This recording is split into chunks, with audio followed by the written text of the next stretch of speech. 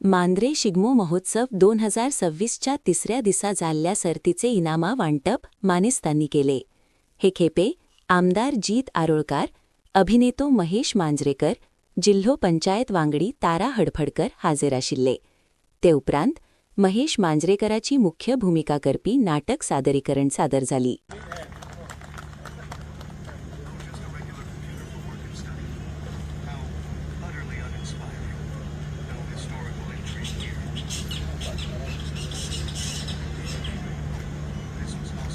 Please welcome and give a big round of applause Shri Mahesh Manjrekar. हाच्या उपरांत आमच्यामध्ये असलेले भोमाने सही रे सही आणि श्रीमंत दामोदर पंत यासारख्या गाजलेल्या नाटकांमधून तसेच अनेक मराठी चित्रपटांमधून आपली वेगळी ओळख निर्माण केली आहे. लोकधारामधून त्यांनी आपल्या अभिनय प्रवासाची सुरुवात केली आणि आज ते मराठी मनोरंजन विश्वातील एक लोकप्रिय कलाकार आणि तुला शिकवीन चांगलाच धडा या मालिकांतून त्यांनी काम केले आहे. खरंच त्यांचे अभिनय कौशल.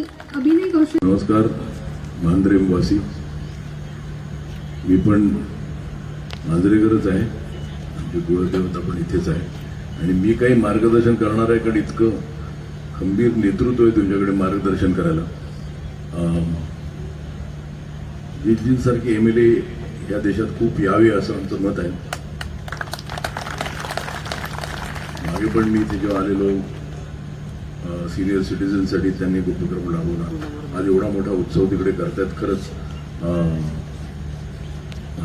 मांद्रेवासी लकी आहेत की त्यांना असा एक तरुण तडफदार MLA मिळालेला आहे.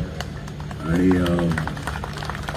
मी मागे बोललो कधी यांचं काही काम असेल मला बोलवा, मी कायम येतो कारण गाव माझं आहे. आणि छान सगळ्या मांद्रेवासियांना भेटून खूप बरं वाटलं. नाटक बघा, एन्जॉय करा. धन्यवाद.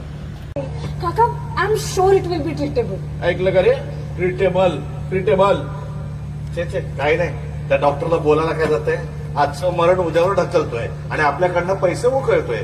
काय नाही, वरच्याच्या आज्ञे बाद झालं. खाली जेवढा पृथ्वीवर त्रास देत ना तेवढा बाद झाला. यावर या पापाचा घडा भरलाय तुमच्या.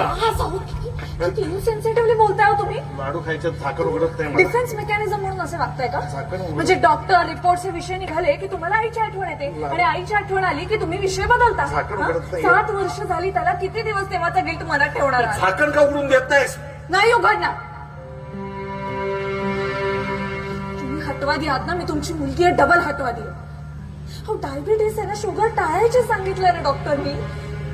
बाबा अहो, तुम्ही आईचा विषय टाळताना ती बिचारी आजारी असायची तेव्हा तिला काळजी तुमची असायची. हा माणूस औषध गोळ्या वेळच्या वेळी घेत असेल की नाही, स्वतःची काळजी करत असेल की नाही. झोपा आता. वेळेवर झोपला नाहीत ना की दुसऱ्या दिवशी चिडचिड होते तुमची.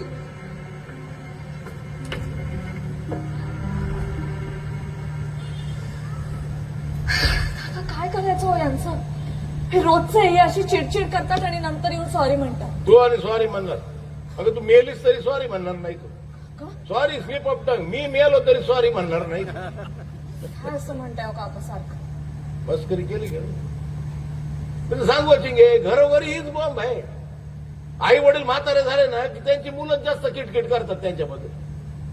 तुमच्या मुलांनी केली असेल ना किटकिट? काय बोलते तू चिंगे? अगं मुलं व्हायला लग्न नको का व्हायला? सॉरी काका, खरंच सॉरी. मग ठीक आहे.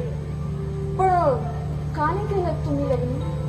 करायचं होतं ग लग्न, पण लग्न करण्याच्या वयात तर बाप आजारी पडला, एकदम डेंजर आजारी पडलं तर त्याची दोन्ही खूप उजत खराब झाली.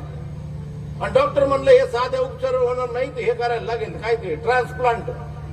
आणि तो म्हणला की गॅरंटी नाही तरी जगेल की नाही माणूस. आणि खर्च म्हणाला भरमसाठ होईल. म्हणजे बाप आहे आपला, करू की खर्च. घेतलं भरमसाठ लोन. एक फुफ्फुस पण दिलं बापाला. आईला पण घडलं ग ऑपरेशन. मग काय एवढं कर्ज घेतलं होतं ते फेडायला होतं नव्हतं, ते घरदार बिरदार सगळं विकून टाकलं. मायला फुफ्फुस पण गेला आणि बापूस पण गेला. आता एक फुफ्फुसवाल्या झटापटी माणसाची कोण करतोय ग लग्न? काका घरदार विकलं म्हणताय, मग आता राहता कुठे? आहे ते आपण ते मिरर रोडला राहतो. काय आहे, आमच्या गावचा सरपंच आहे ना, मायला लय माल अंदर केला होता त्याने, मग इन्व्हेस्टमेंट म्हणून त्यांनी मीरा रोड